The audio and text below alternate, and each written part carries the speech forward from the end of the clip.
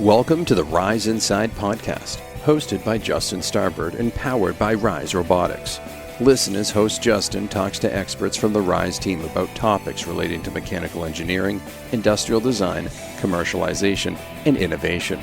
True collaborations work when ideas are integrated at inception to solve significant problems.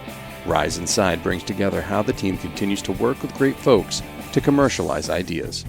You're listening to the Rise Inside podcast. Here's your host, Justin Starbird. Welcome back to the Rise Inside podcast. Today I get to continue our latest series, talking to the folks that are bringing the RISE Robotics vision to life on our Inside RISE series. Today I get to welcome product manager Walt Bradbury to the show. Walt, hey, great to see you, man. You too, Justin. Thanks for the invite.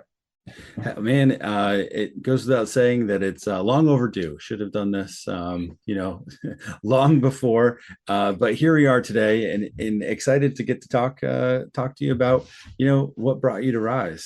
So really happy to have you on. Okay, great. Well, thank you.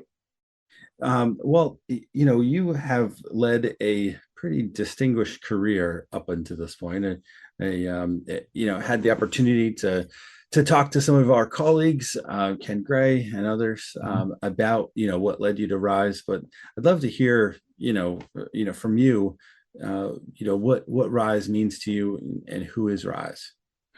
RISE to me, and what really got me excited to come to work for RISE, is that it's a technology company that is providing a critical enabler for the automation and electrification of heavy equipment. Without RISE, I think a lot of the opportunities to electrify and automate big equipment just simply won't be viable.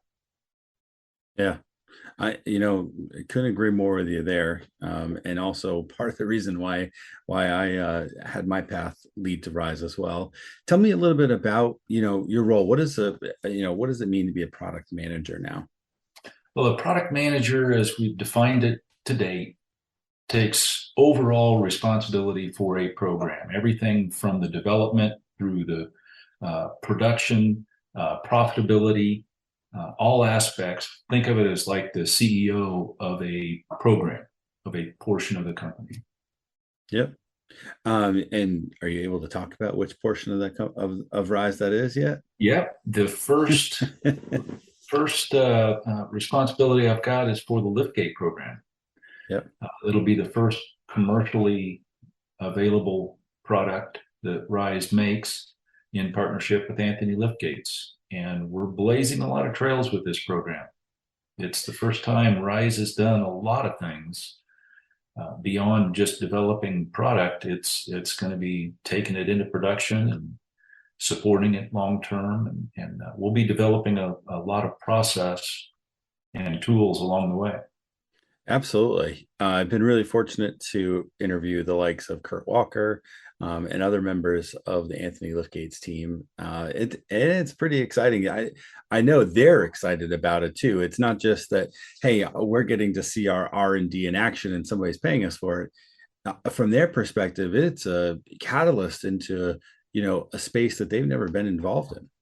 It gives them an opportunity to have a competitive advantage versus their competitors in their industry. And I think that's one of the neat things about the technology that RISE has. Anybody that chooses to work with us as a development partner will create an opportunity to create a competitive advantage to give them a leg up on their competitors. So yeah, they should be excited about it. I think a lot of other companies, when they find out more about us, will be excited to work with us too. Absolutely. And well, for them specifically, they were one of the first movers and shakers in the liftgate space way back, almost 100 years ago. And to see that all kind of come full circle and to be back in the family and all that stuff. I mean, it's a pretty neat story. It is. It's great. And they're great partners to work with. I love working with them. They're just open, transparent, honest. And I love working with partners like that. Yeah. Speaking of, your work with partners previously, as I mentioned, as we got started, you've had a pretty distinguished career, prior to joining RISE. what is your background, and what brought you here? That's a great question. I spent 35 years with Caterpillar. I was blessed to be given an opportunity to work with them right out of a graduate degree, um, and was thrilled to have that opportunity. And they're just a solid, high integrity company that I was blessed to have that many years with. I started in the research department as an engineer, designing some very advanced controls at the time, and it was fun stuff. But I didn't get a personal fulfillment out of it because I wasn't seeing the results of my work on our customers or our company. Mm-hmm. And so it was a little bit unfulfilling. And so I started migrating more toward customer facing and dealer facing roles. And the more I did that, the more fun I had. And then was able to transition to a number of different service and sales and marketing and dealer administration positions throughout my career that resulted in a long 35-year career. After 35 years, I retired and was enjoying retirement thoroughly. When Ken reached out to me and talked to me a little about this opportunity, and it was exciting. It was one of those things that I could see making an impact, making a difference, and seeing the results of my work on the company and our customers, which to me is just a fulfilling objective. Yeah. Well, hearing from the dealers and farmers, miners, folks on the ground, and then being able to take that back to the team that you worked with before in research and development, and then say, hey, we need to make this tweak or make that, and that seeing that come out in the next generation, man, I gotta believe that is pretty cool. It is.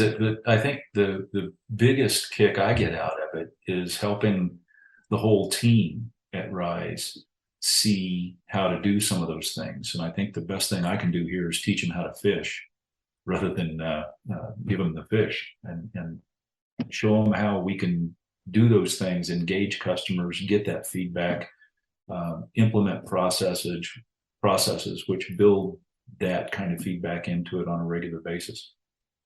Is it, I don't want to say invigorating, but is it something where you get excited every day to say, hey, I know we've never done this before, and what I did was different because it was a big company, but you meet somewhere in the middle, and then you can start to see the results with the likes of Anthony Liftgates and the team there? Exactly. I think the things that RISE is going through right now is a transition from developing a prototype to getting into production. And the things that we're learning along the way are things that other companies have gone through. Mm-hmm. Every company goes through it differently. Everyone is a little bit different, but it's similar in that you have to go from a R&D process to a production type process, and they are different. We're learning what that is as we go through the Liftgate program right now.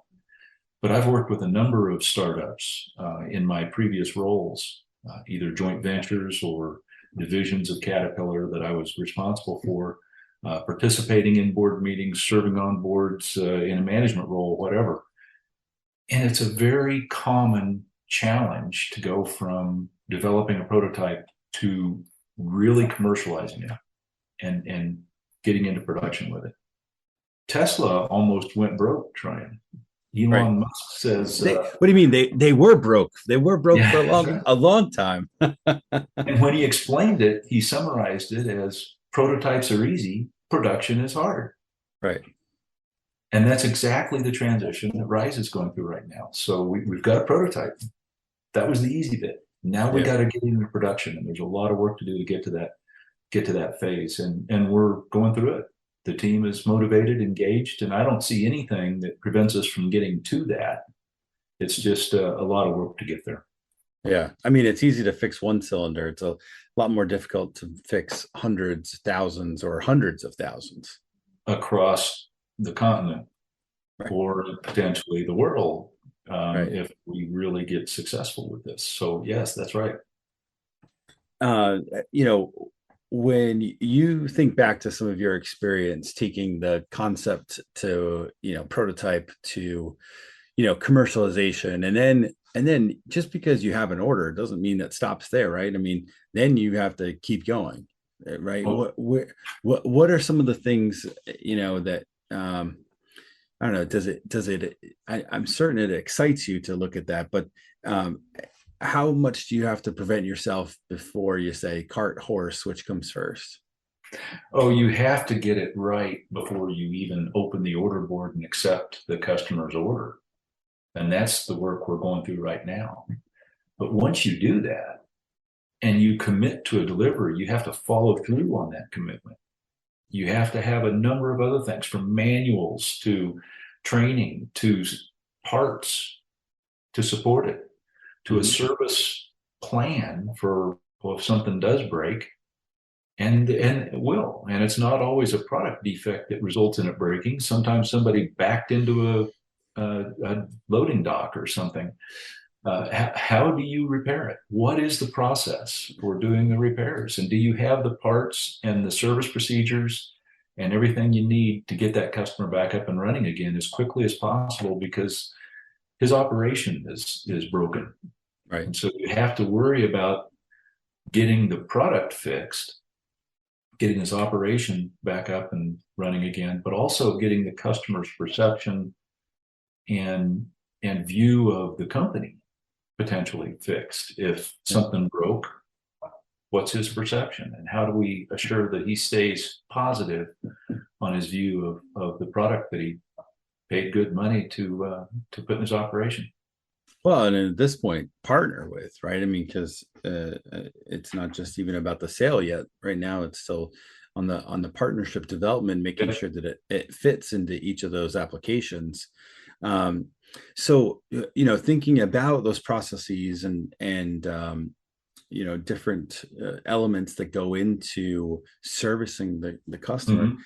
Are you working on adhering to, say, a partner's standards first, or are you building this out in your own checklist of stuff that needs to happen, and then we can take that to partners or new, business development opportunities? Oh, it's both. I mean, obviously, Anthony has been around for a long time, and we have to be closely tied to their culture and brand reputation in the marketplace.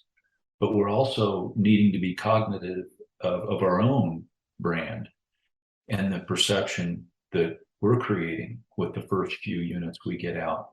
I've told people before, a reputation can never be changed. It can only be added to.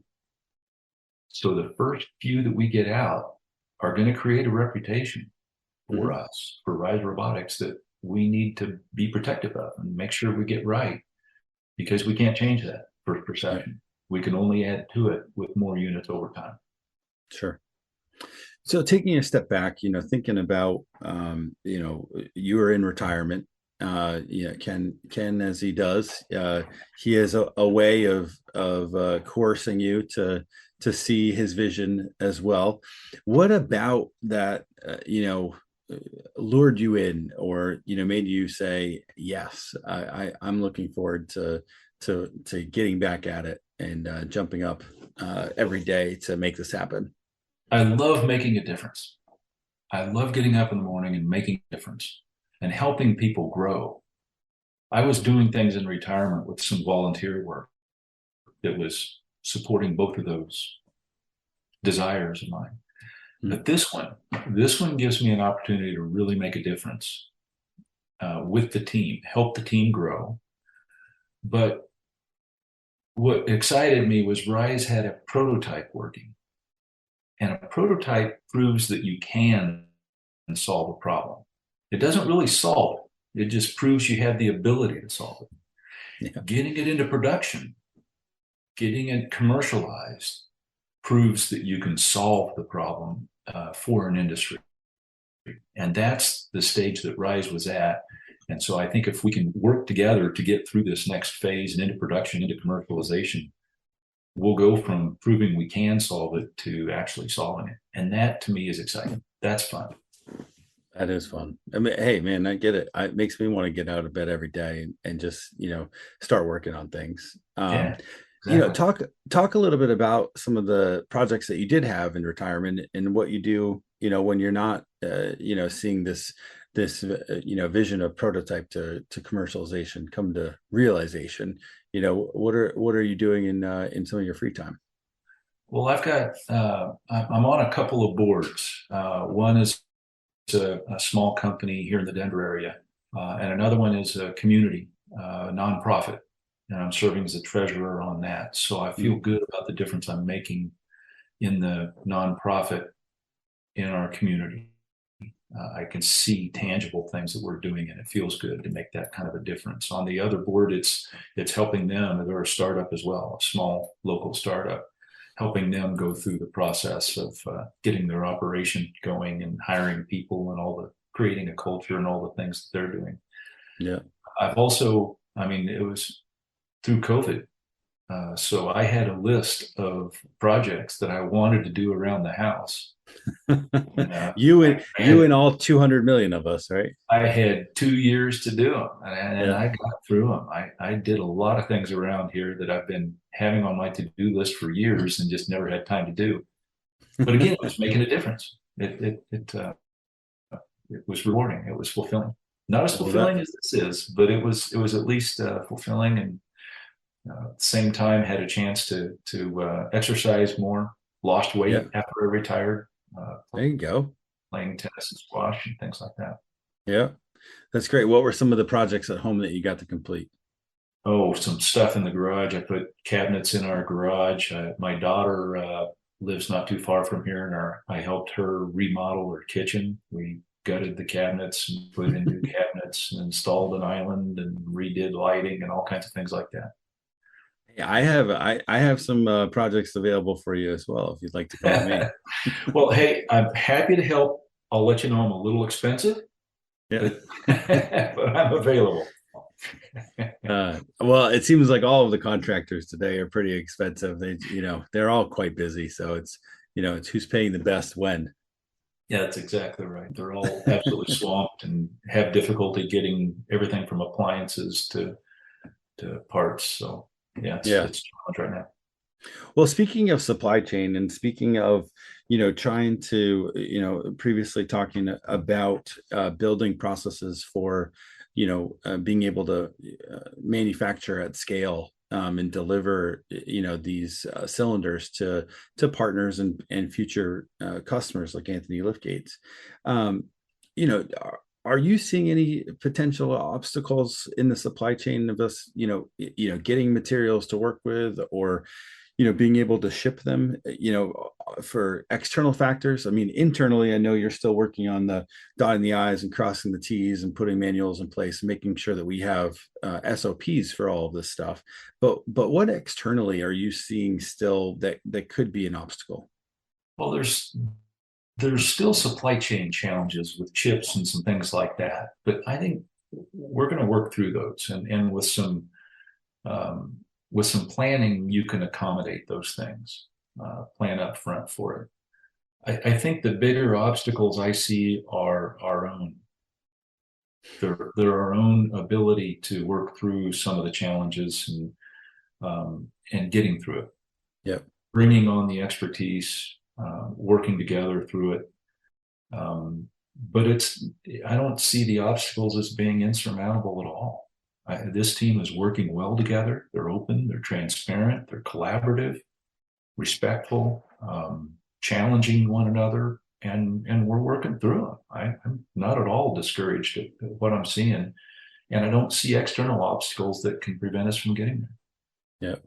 Oh, another word I heard yesterday was I was speaking with Erica Murray, on another Inside Rise Mhm. interview like this, and she was saying, you know, building in communication and empathy, and those are two things you don't necessarily equate to engineers or uh, processes, right? And I thought that was fascinating. That that's a mission of hers internally, is to improve communication and make sure that as a company and a culture we're empathetic. Are you seeing that from your perspective, and how things are being done here? Oh, absolutely. One of the process changes we're going through is evolving from an R&D process, which usually involves a great deal of rapid iteration.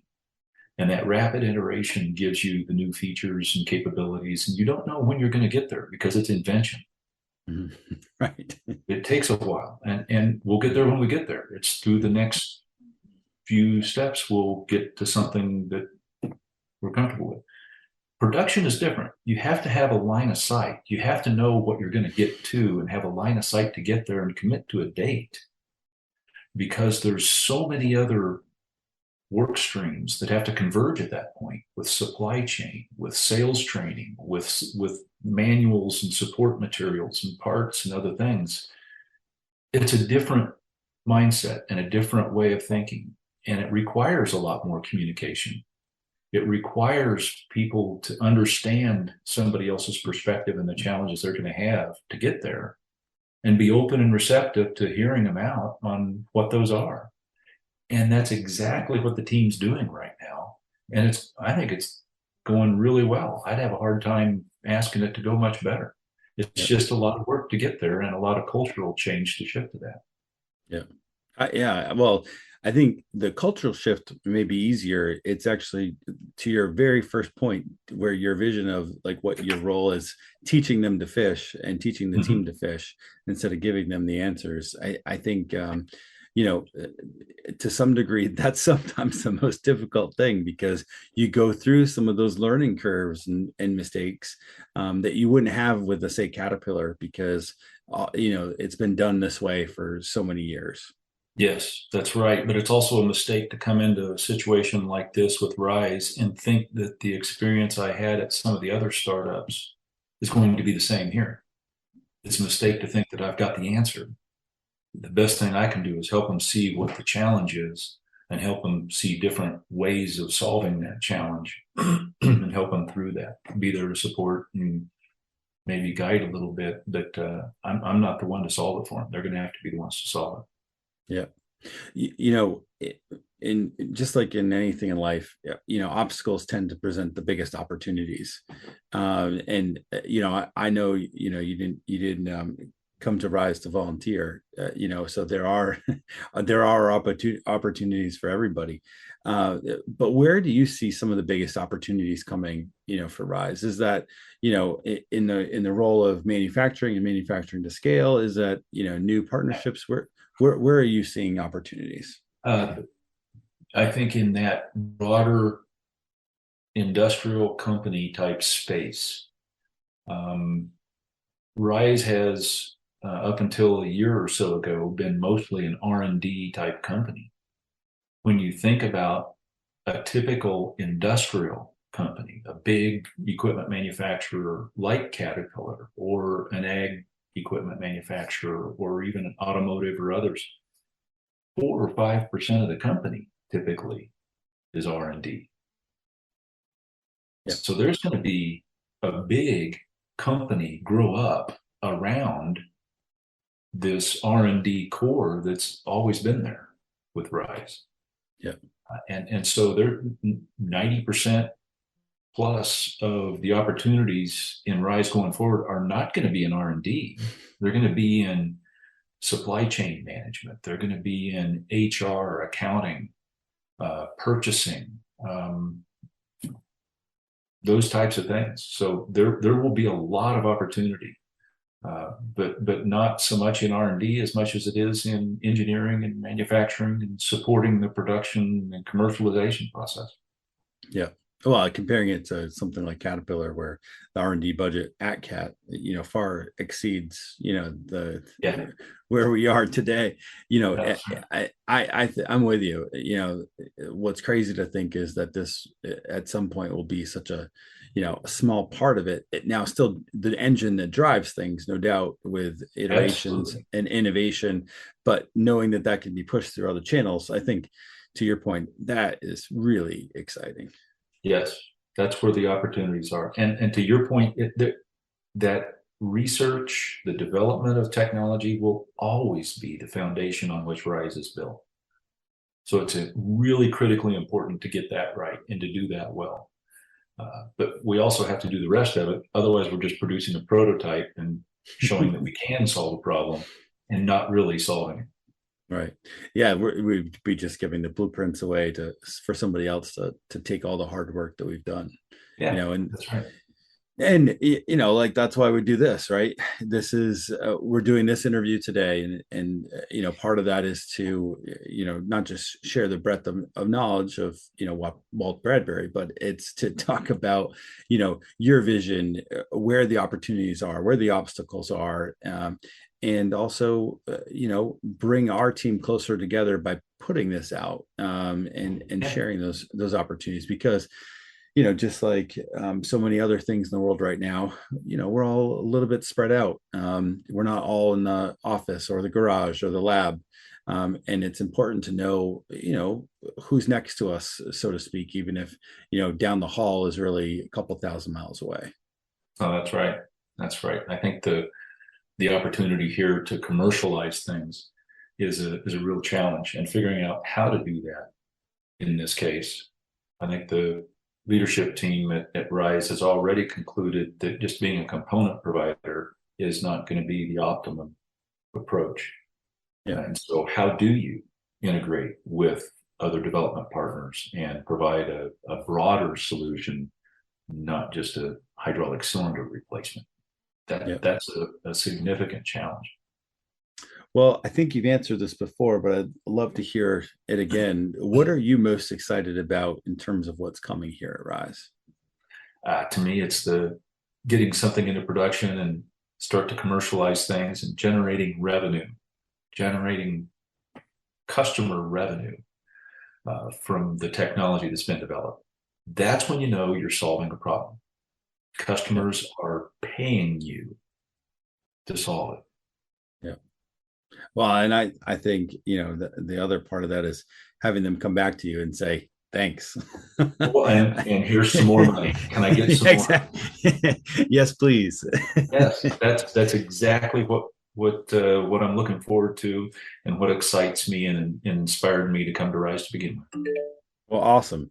Well, Walt, I'm really thankful to have the opportunity to hear your perspective and, be able to talk to somebody that has gone through, some of these challenges before and is excited about not just sharing experience, but also finding new solutions and being open to it. I mean, I think that is one of the coolest things about this team, is that the reception to both take advice, but also listen to the best idea.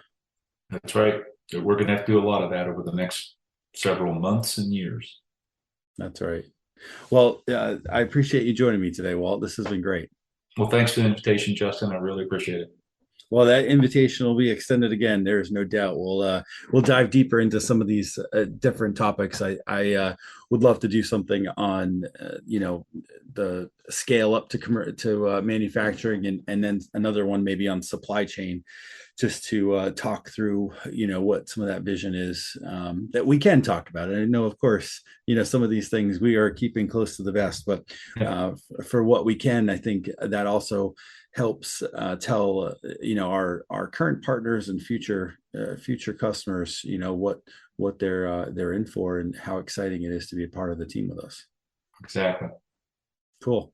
Well, you've been listening to the latest episode of the RISE Inside podcast. This has been our series on Inside RISE. Sometimes that's a tongue twister to end the show with, but this has been the Inside RISE series, the RISE Inside podcast.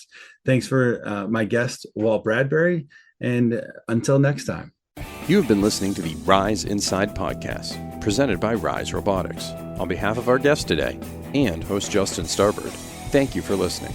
Please share your feedback on our LinkedIn page